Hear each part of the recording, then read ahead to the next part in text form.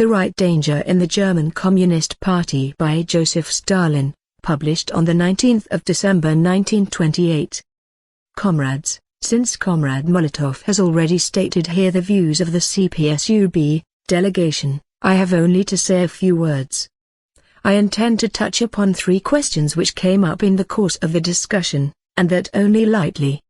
These questions are, the problem of the capitalist stabilization, the problem of the class battles of the proletariat in connection with the growing shakiness of the stabilization, and the problem of the German Communist Party. I have to note with regret that on all these three questions both Humbert Droz and Cyril landed in the quagmire of craven opportunism.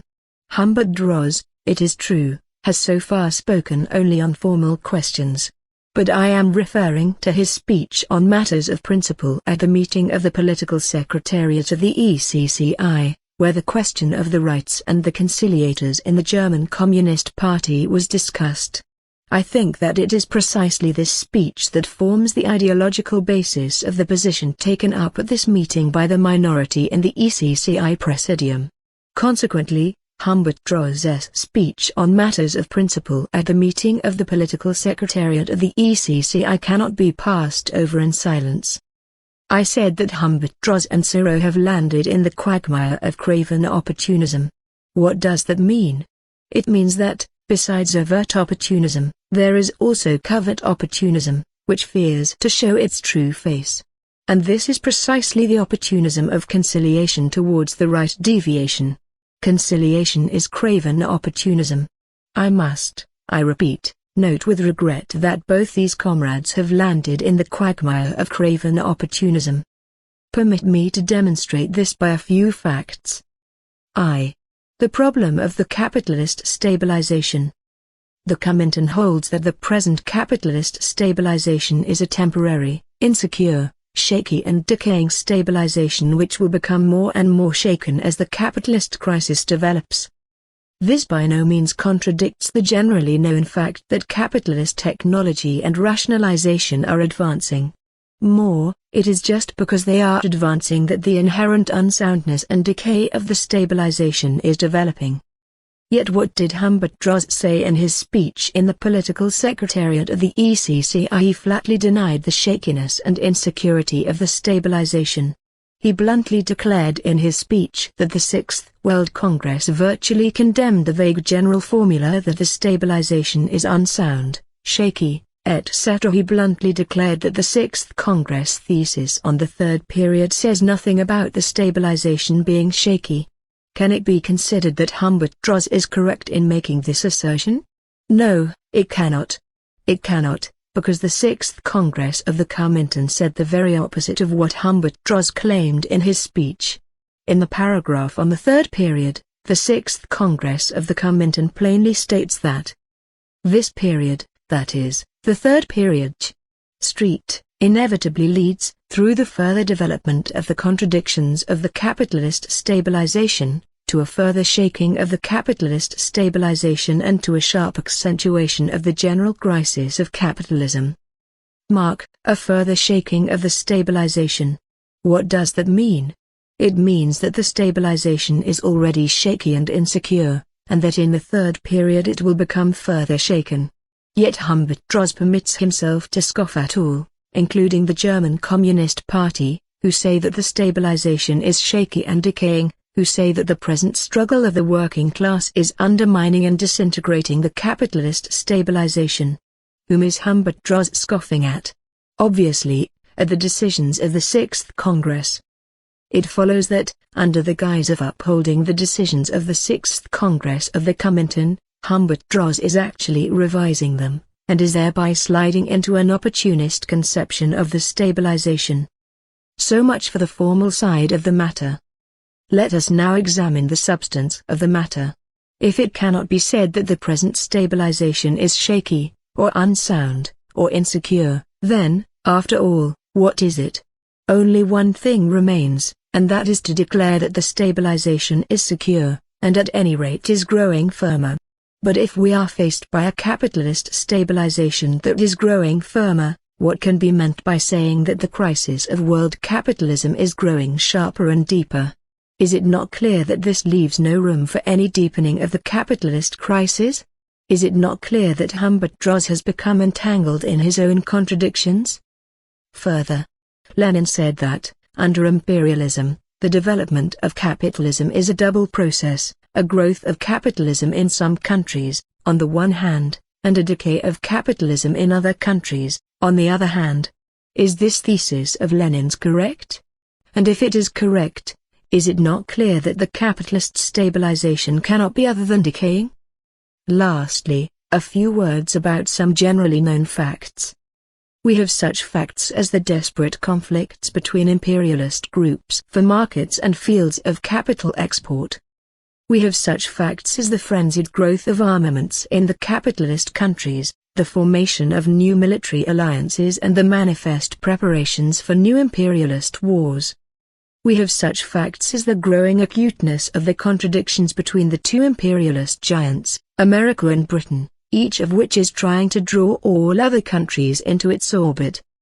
We have, lastly, such facts as the existence of the Soviet Union and its progress and success in all fields of development, in the economic field and in the cultural and political field, the Soviet Union, whose existence alone, not to speak of its progress, is shaking and disintegrating the very foundations of world capitalism.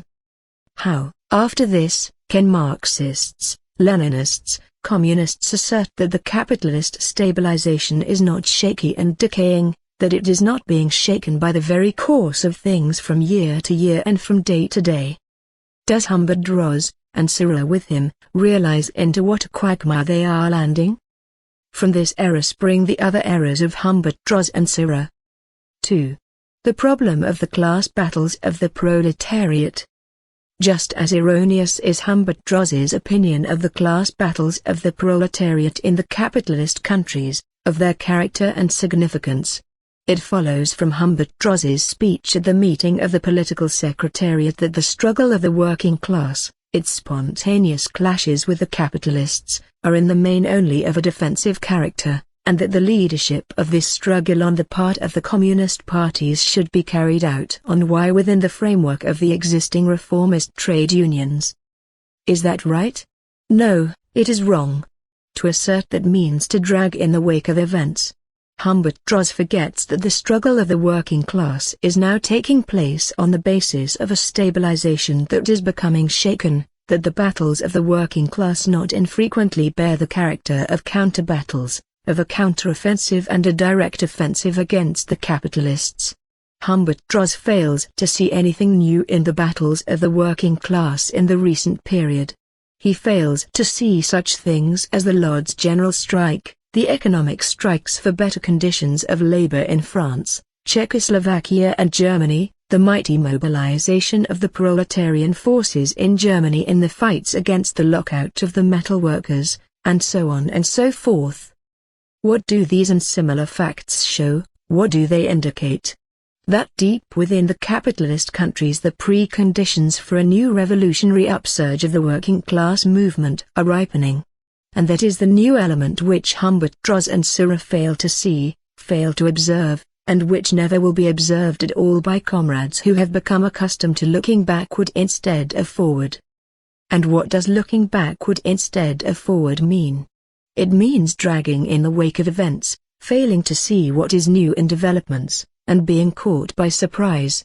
It means renouncing the leading role of the communist parties in the working class movement.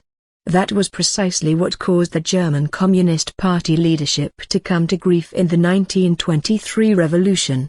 Consequently, he who does not want to repeat the mistakes of 1923 must rouse the minds of the communists and urge them onward, must prepare the masses for the coming battles, must take every measure to ensure that the communist parties are not left behind in the wake of events and that the working class is not caught by surprise. It is extremely strange that Humbert Droz and Sirra forget these things. At the time of the battles the German communists noted the fact that the unorganized workers proved to be more revolutionary than the organized workers.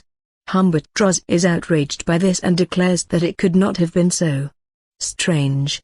Why could it not have been so? There are about 1 million workers in the Of them, About 200,000 are organized in trade unions.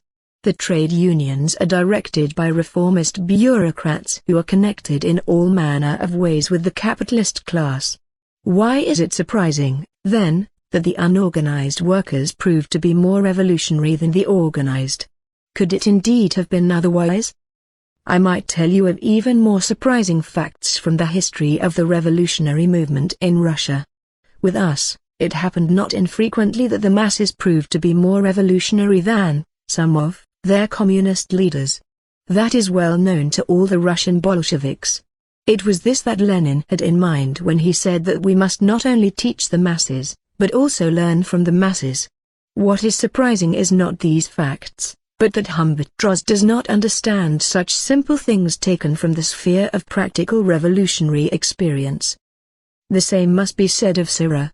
He does not approve of the fact that the German communists, in their struggle to organize the locked-out metal workers, went beyond the framework of the existing trade unions and shook this framework. He regards this as an infringement of the resolutions of the Fourth Congress of the Presidium. He claims that the Presidium called upon communists to work only within the trade unions. That is nonsense, comrades. The Presidium did not call for anything of the kind. To say that is to condemn the Communist Party to the role of a passive observer of the class battles of the proletariat. To say that is to bury the idea of the leading role of the Communist Party in the working class movement. The merit of the German Communists is precisely that they did not allow themselves to be scared by talk about the framework of the trade unions and went beyond this framework by organizing the struggle of the non-organized workers against the will of the trade union bureaucrats. The merit of the German Communists is precisely that they sought for and found new forms of struggle and organization of the unorganized workers. It is possible that in doing so they committed a number of trifling errors. But no new undertaking is ever free from errors. From the fact that we must work within the reformist trade unions, provided only that they are mass organizations, it does not at all follow that we must confine our mass work to work within the reformist trade unions, that we must become slaves of the standards and demands of those unions.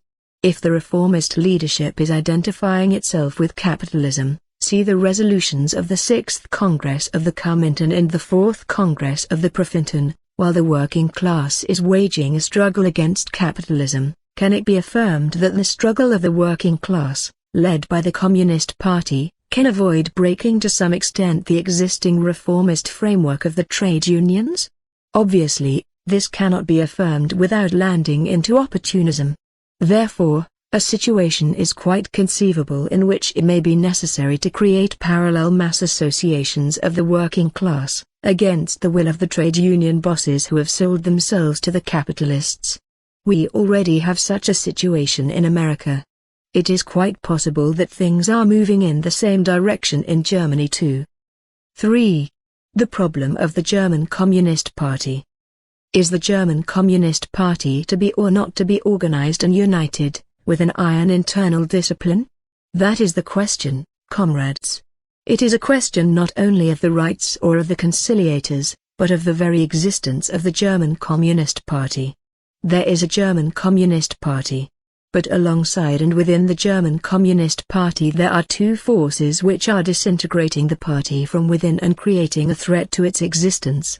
They are, firstly, the right faction, who are organizing within the Communist Party a new, anti-Leninist party, with its own center and its own press organs, and who day after day are violating its discipline.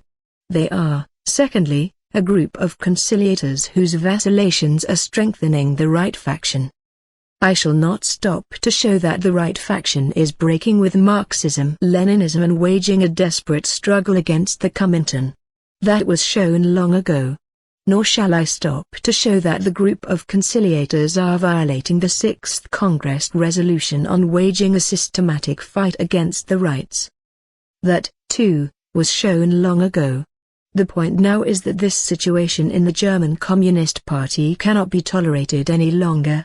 The point is that to tolerate any longer an order of things in which the rights poison the atmosphere with social democratic ideological rubbish and systematically violate the elementary principles of party discipline, while the conciliators bring grist to the mill of the rights, would be to go against the Comintern and to violate the elementary demands of Marxism-Leninism.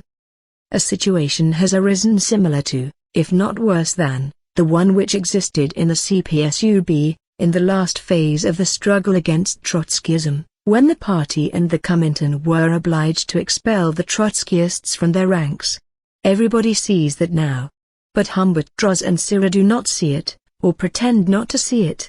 That means that they are prepared to support both the rights and the conciliators, even at the cost of the complete disintegration of the German Communist Party.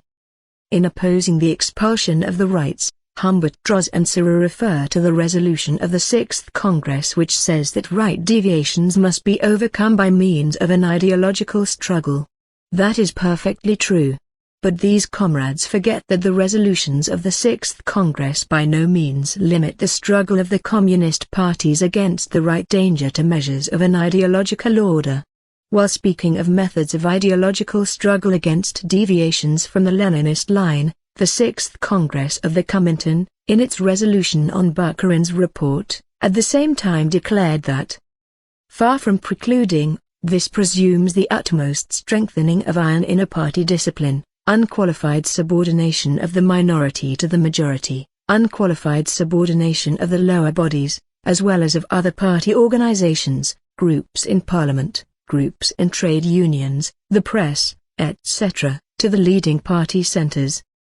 It is extremely strange that Humbert Droz and Sirra forget this thesis of the resolution of the Sixth Congress of the Comintern.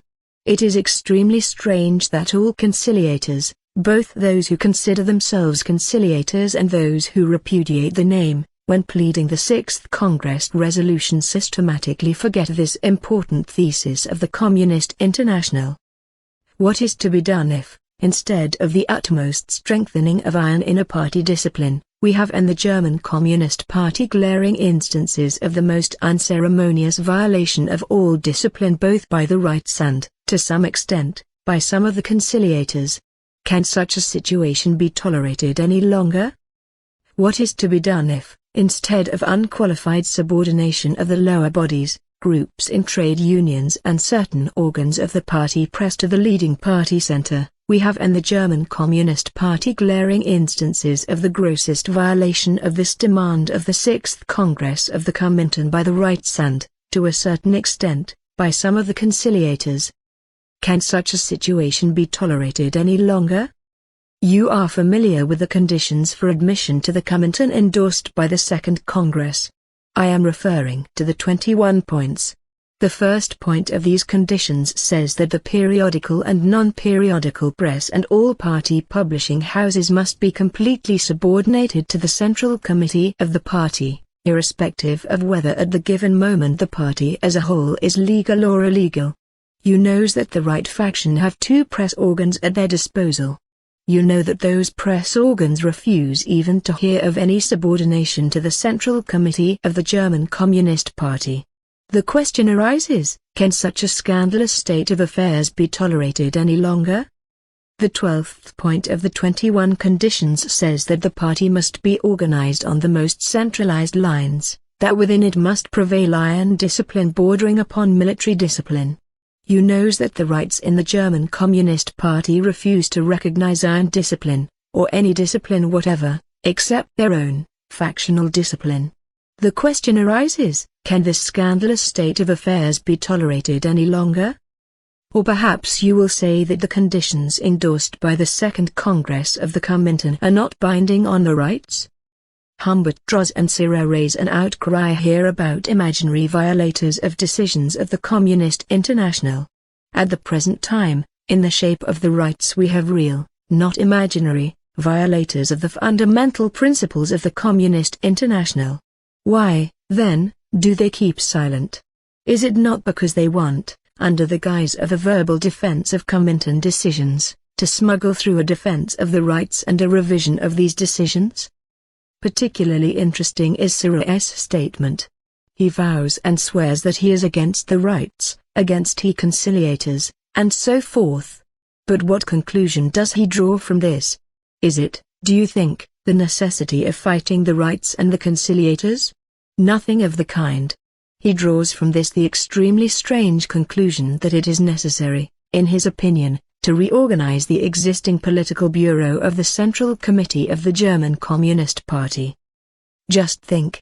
The political bureau of the E.C.C.I. of the German Communist Party is waging a determined struggle against the right danger and against the vacillations of the conciliators. E.C.C.I. is in favor of a fight against the rights and the conciliators. Therefore, E.C.C.I. proposes that the rights and the conciliators should be left alone, that the fight against the rights and the conciliators should be relaxed, and that the composition of the political bureau of the E.C.C.I. of the German Communist Party should be altered in a conciliatory direction. What a conclusion! E.C.C.I. will pardon me if I say here without mincing words that his position on this question is reminiscent of that of a provincial pettifogger who tries to make out that white is black, and black white. It is what we call a pettifogging defense of opportunist elements.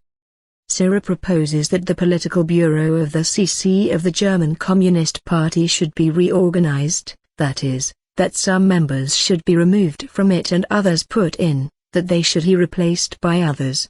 Why does not E.C.C.I. say bluntly and frankly, replaced by whom? E.C.C.I., by those whom the 6th Congress of the Comintern wanted, but the 6th Congress certainly did not suggest rehabilitating conciliators. On the contrary, it charged us with waging a systematic fight against conciliation. And precisely because this obligation has not been carried out by the conciliators, we have now, after the 6th Congress, the decision of the E.C.C.I. Presidium of October 6, 1928, on the rights and the conciliators. E.C.C.I. wants to assume the role of sole interpreter of the decisions of the 6th Congress. That claim of E.C.C.I.'s is entirely unwarranted. The interpreter of the decisions of the 6th Congress is the Executive Committee of the Comintern and its Presidium. I see that E.C.C.I. does not agree with the decision of the E.C.C.I. Presidium of October 6, although he has not said so plainly. What is the conclusion? There is only one conclusion. The position of Humbert Droz and E.C.C.I. on the question of the German Communist Party is one of craven, pettifogging defense of the rights against the German Communist Party and the Comintern. 4. The rights in the CPG and in the CPSUB. I learned today from some of the speeches made here that some of the German conciliators plead in their justification the speech I made at the November plenum of the CPSUB, on the methods of combating right elements. As you know, I said in my speech, it has been published, that at this stage of development of the fight against the right danger in the CPSUB, the chief method of struggle is the ideological struggle, which does not exclude the application of organizational penalties in individual cases. I based this thesis on the fact that the rights in the CPSUB had not yet crystallized, did not yet represent a group or a faction, and had not yet provided a single instance of violation or non-fulfillment of decisions of the CPSUB. I stated in my speech that if the rights were to pass to a factional struggle and begin to violate decisions of the CPSUB, they would be treated in the same way as the Trotskyists were treated in 1927. That is clear, one would think. Is it not then stupid to refer to my speech as an argument in favor of the rights in Germany, where the rights have already passed to factional methods of struggle and systematically violate decisions of the CPG, or as an argument in favor of the conciliators in Germany, who have not yet broken, and are apparently unwilling to break, with the right faction? I think that nothing more stupid than such a plea can be imagined. Only people who have abandoned all logic can fail to understand the vast difference between the position of the rights in the CPSUB, and the position of the rights in the CPG. In point of fact, the rights in the CPSUB do not yet constitute a faction, and it is indisputable that they are loyally carrying out the decisions of the CPSUB. The rights in Germany, on the contrary, already have a faction, headed by a factional center, and systematically trample underfoot decisions of the CPG. Is it not obvious that at this moment the methods of fighting the rights cannot be the same in these two parties? Further, here in the USSR, social democracy does not exist as an organized and serious force capable of fostering and stimulating the right danger in the CPSUB. In Germany, on the contrary, there is alongside the Communist Party the stronger and fairly firmly organized Social Democratic Party, which fosters the right deviation in the German Communist Party and objectively converts this deviation into its agency. Is it not obvious that one must be blind not to perceive the vast difference between the situations in the USSR and in Germany? Lastly, there is one other circumstance. Our party grew and gained strength in fierce battles against the Mensheviks. Moreover, for a number of years those battles took the form of direct civil war against them. Do not forget that in the October Revolution we Bolsheviks overthrew the Mensheviks and socialist revolutionaries, as being the left wing of the counter-revolutionary imperialist bourgeoisie. This, incidentally, explains why nowhere, in no other communist party in the world, is the tradition of struggle against open opportunism so strong as it is in the CPSUB. We have only to recall the Moscow organization, especially the Moscow Committee, where there were instances of conciliatory vacillation. We have only to recall how the working-class party members in Moscow at a single stroke straightened out the line of the Moscow Committee in a couple of months. We have only to recall all this to realize how strong in our party is the tradition of struggle against open opportunism. Could the same thing be said of the German Communist Party? You will no doubt agree with me that, unfortunately, it cannot. More than that, we cannot deny that the Communist Party in Germany is still far from having rid itself of social democratic traditions, which foster the right danger in the CPG. Though you have the conditions in Germany and the conditions in the USSR, and they show that the difference in conditions dictates different methods of fighting the right danger in the CPSUB and the CPG. Only people devoid of an elementary Marxist perception can fail to understand this simple thing. In the commission which drafted the resolution of the November plenum of the CPSUB, a group of comrades proposed that the basic provisions of the resolution should be extended to other sections of the Comintern, including the German section. We rejected this proposal, declaring that the conditions of struggle against the right danger in the CPG differed cardinally from those in the CPSUB. V. The drafts for the open and closed letters. A couple of words regarding the draft resolutions submitted by the E.C.C.I commissions. Sira considers that these drafts bear the character of provincial resolutions. Why, one asks. Because, it appears, the draft of the open letter does not contain an analysis of the political situation which engenders the right danger. That is ridiculous, comrades. We have such an analysis in the decisions of the 6th Congress. Is there any need to repeat it? I think that it should not be repeated. As a matter of fact, we might have confined ourselves to a brief resolution on the rights, who systematically violate the decisions of the 6th Congress and are therefore liable to expulsion, and on the conciliators, who are not waging a fight against the rights and therefore deserve to be given a most serious warning. If, however, we did not confine ourselves to a brief resolution, it was in order to explain to the workers the nature of the right deviation, to show them the true face of the Brandelers and Thalhamers, to show them what they were in the past and what they are now, to show how long the Comintern has spared them in the hope of correcting them, how long the Communists have tolerated them in their midst, and why the presence of such people in the Comintern cannot be tolerated any longer. That is why the draft resolution is longer than might have been expected at first glance. Comrade Molotov has already said here that the CPSUB delegation associates itself with these draft resolutions. I can only repeat Comrade Molotov's statement.